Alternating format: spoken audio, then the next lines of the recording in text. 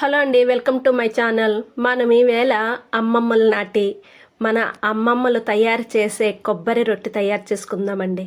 ఇది చాలా మంచిది ఒంటికి. వాళ్ళు అంత స్ట్రాంగ్గా ఉన్నారంటే కారణం ఇలాంటివేనండి. బెల్లము, కొబ్బరి, బియ్యం ఇవన్నీ మన ఒంటికి చాలా మంచిదండి. అప్పట్లో అమ్మమ్మలు తయారు చేసే కొబ్బరి రొట్టి ఇప్పుడు మనం తయారు చేసుకుందామండి. ఒక రేషన్ బియ్యం, ఒక గ్లాసుడు బియ్యం తీసుకొని చక్కగా అది వాష్ చేసుకోవాలండి.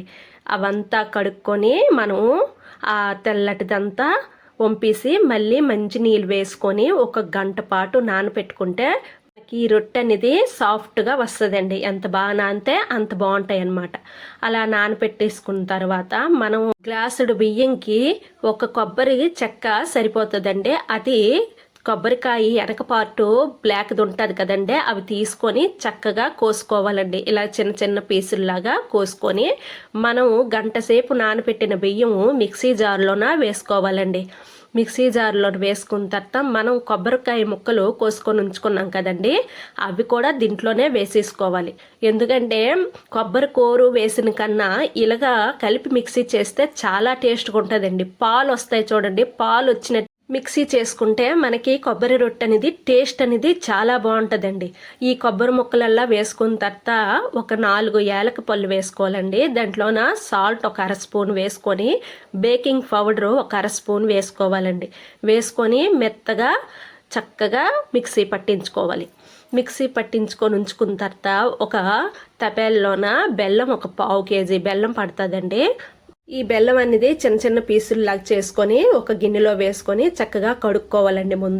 ముందు కడిగేసుకున్న తర్వాత ఆ నీళ్ళు వంపేసి కొన్ని నీళ్లు వేసుకొని స్టవ్ మీద సిమ్లోన అలాగా అదనేది కరగనివ్వాలి. పాకం రావాల్సిన అవసరం లేదు, కరిగితే చాలు. ఎందుకంటే కింద ఇసుకుంటుందని ఇలాగ వేసుకోవడం అనమాట. లేకపోతే మిక్సీ జార్లోన డైరెక్ట్గా వేసుకున్నా పర్వాలేదు, కానీ ఇసుక అనేది ఉంటుంది కంపల్సరిగా బెల్లంలోన. చూడండి చక్కగా కరిగిపోయింది కదా. కరిగిపోయినప్పుడు ఆ మిశ్రమంలోన మనం ఆడించుకున్న కొబ్బరి బియ్యం మిశ్రమం ఉంది కదండి, ఆ మిశ్రమంలోన మనం టీ జాలి పెట్టుకొని చక్కగా ఈ బెల్లం పాకం అంతా దాంట్లో వేసేసుకోవాలండి. వేసుకున్న తర్వాత అడుగు చూడండి ఎంత ఇసుక వచ్చిందో. ఆ ఇసుక ఉంచేసి చక్కగా ఈ పాకం అన్ని దాంట్లో వేసి మనం చక్కగా కలుపుకోవాలండి. మొత్తము కలిసిపోయినట్టుగా కలుపుకోవాలి. మన వీడియో ఫస్ట్ టైం చూస్తున్న వాళ్ళైతే లైక్ చేయండి, సబ్స్క్రైబ్ చేసుకోండి. మరిన్ని వీడియోల కోసం లైక్ చేయండి ప్లీజ్. చూడండి మొత్తం అలా కలుపుకోవాలండి. ఎంత బాగా వచ్చింది చూసారా. పల్చగా కాదు, చిక్కగా కాదు, అలాగ ఉండాలన్నమాట. చక్కగా వచ్చింది కదా. అదనేది మనం ఒక కుక్కర్లోన కొద్దిగా ఆయిల్ వేసి స్టవ్ వెలిగించుకొని అలాగా హీట్ చేయించాలండి. అది హీట్ అయ్యాక ఈ మిశ్రమం ఉంది కదండి, ఆ మిశ్రమం అనేది అది ఎక్కువ హీట్ అవ్వాలి. హీట్ అయితే మనం జప్పుమని అలాగే వేసినప్పుడు చూడండి అలా పొంగు రావాలన్నమాట. అలాగే హీట్ అవ్వాలి. అలాగా మొత్తం వేసేసుకోవాలండి. చూడండి పల్చగా కాదు, చిక్కగా కాదు, మధ్యలోనే ఉండాలి. లేకపోతే పల్చగా అయితే సరిగ్గా రాదండి, ఉడకదు. స్టవ్ మాత్రం సిమ్లోనే ఉంచాలండి. ఎట్టి పరిస్థితుల్లో హైలో పెట్టకూడదు, ఎందుకంటే బేగి మాడిపోయే ఛాన్స్ ఉంటుంది. స్టవ్ సిమ్లో పెట్టి అలా కుక్కర్ విజిల్ తీసివ్వాలండి. తీసి కుక్కర్ మూత పెట్టేసుకోవాలా. కప్ అనేది పెట్టేసుకొని అలా సిమ్లోనే ఉంచాలండి.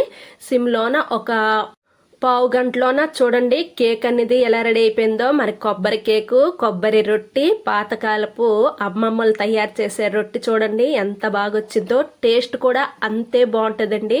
నోట్లో వేసుకుంటే కరిగిపోయినట్టుగా ఉందండి, చాలా టేస్ట్గా ఉంది. మా పిల్లలైతే గొప్ప సరదా అయిపోయారు. అమ్మ కేక్ లాగే ఉంది అమ్మ, కేక్ అని సరదా అయిపోయారు.